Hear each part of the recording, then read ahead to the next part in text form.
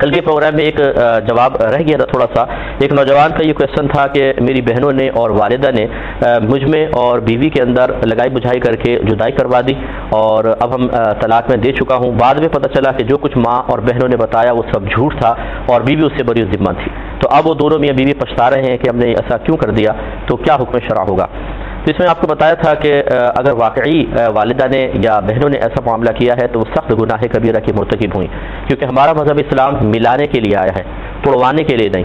تو ایسی میری وہ بہنیں کہ جو سن رہی ہوں, یا اللہ کر کے ہمارا یہ پیغام ان تک پہنچ جائے کہ جو اپنی تمام تر ذہنی صلاحیتیں اور توانائیاں صرف لوگوں کے قلوب میں پھوٹ ڈالنے کے لیے, ان کے دلوں کو دور کرنے کے لیے استعمال کر رہی ہیں, وہ یاد رکھیں کہ اپنی قبر کا گڑھا کھود رہی ہیں.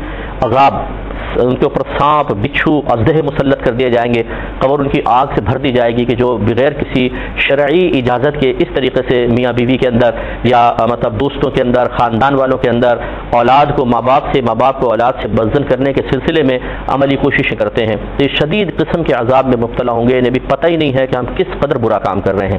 یہ اپنی وقتی کامیابی پر پھولے نہیں سماتے ہیں, ایک دوسرے کو شاباشیں دیتے ہیں, چہرہ کھل جاتا ہے اور ہنسی ہونٹوں سے چھلکنا شروع ہو جاتی ہے. لیکن آج کا یہ ہنسنا انہیں کل کتنے عرصے تک رلائے گا, یہ تو ان کو تب پتہ چلے گا کہ جب موت کا جھٹکا لگے گا. اور پھر انسان کو جب حقیقت حال دیکھنے کا موقع ملتا ہے اور واپس آنے کا کوئی راستہ نہیں ہوتا, تو سوائے پچھتاوے, ذلت, رسوائی کے اور کچھ بھی مقدر نہیں بنے گا.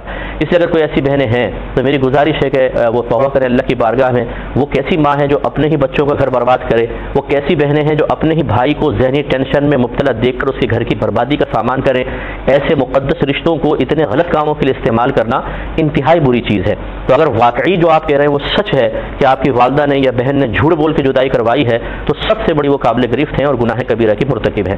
دوسرا پھر اس نوجوان سے ہمارا خطاب ہے کہ آپ شیلڈ کی چسنی لے کر تو ابھی نہیں گھوم رہے نا, آپ بالغ ہو چکے ہیں, آپ صاحب عقل ہیں. اگر ماں بہکا رہی ہے, بہنیں بہکا رہی ہیں, تو کیا آپ کی عقل گھاس چرنے چلی گئی تھی کہ آپ نے بیوی کی وفاداری یا اس کی محبت یا اس کی اچھائیوں کو یکسر نظر انداز کر کے صرف ماں بہنوں کی باتوں کو ذہن میں رکھ کر عملی قدم اٹھا لیا؟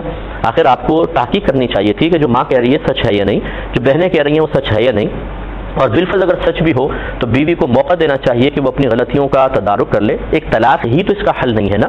اور آپ یوں بھی کر سکتے تھے, اگر واقعی آپ کو سچ محسوس ہو تو بیوی کو میں کے چھوڑائے اور کہہ دیں کہ بھائی کچھ عرصے 1-2 مہینے تم گھر پہ رہو, جب تم ان عادات کو ترک کر دو پھر میں تمہیں واپس لے آؤں گا. تو پھر آدمی کو سوچنے کا موقع ملتا ہے, سمجھنے کا موقع ملتا ہے. لیکن ہمارے نوجوان تو فوراً ہیرو بن جاتے ہیں.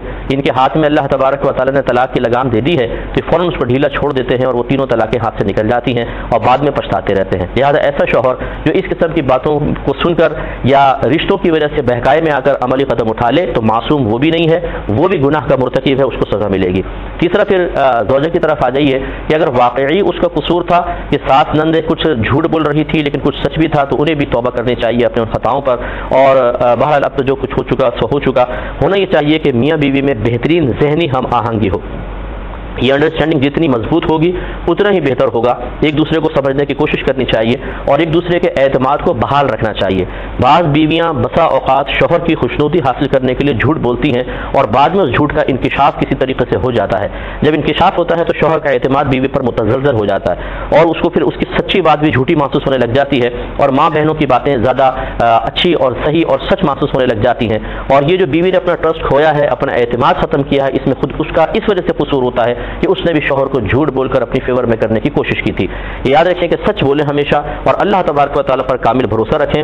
جو جھوٹ بول کر گویا کہ شیطان کا سہارا لے کر پھر چاہے کہ میں ترقی کے منازل طے کر لوں, ہم نے اکثر دیکھا ہے وہ ناکام رہتا ہے. اور جو اللہ تبارک و تعالیٰ پر بھروسہ کر کے پھر کسی ترقی کی طرف بڑھتا ہے تو اللہ تعالیٰ غیب سے اس کی امداد فرماتا ہے. تو اگر بہن نے بھی کوئی ایسا کیا تھا تو انہیں بھی توبہ کرنی چاہیے. اب بہرحال مسئلہ یہ ہے کہ اگر آپ نے 3 طلاقیں دے دی تھیں تو اب حلالہ کے بغیر رجوع کی کوئی گنجائش نہیں ہے. اگر 3 سے کم دی تھیں, 1 یا 2, تو اب اگر عدت چل رہی ہے تو آپ دوران عدت, آپ نے اگر لفظ طلاق سے طلاق دیتے ہیں عموماً, اگر آپ نے لفظ طلاق سے طلاق دی ہے اور عدت ابھی چل رہی ہے یعنی 3 حیض پورے نہیں ہوئے, یا اگر آپ کی زوجہ پریگننٹ تھی تو ابھی بچہ پیدا نہیں ہوا تو یہ عدت چل رہی ہے, سمجھ لیں. تو ایسی صورت میں آپ بغیر نکاح کے رجوع کر سکتے ہیں. بس دو گواہوں کے سامنے مستحب کہہ دیں کہ میں اپنی زوجہ سے رجوع کرتا ہوں، آپ کی زوجہ آپ کے نکاح میں رہیں گی. یا پھر جو میاں بیوی کے مابین کوئی بھی کوئی عمل ہوتا ہے جو میاں بیوی کے زوجین کے درمیان ہے، وہ کوئی عمل اختیار کر لیں تو آپ کی زوجہ آپ کے نکاح میں قائم رہیں گی.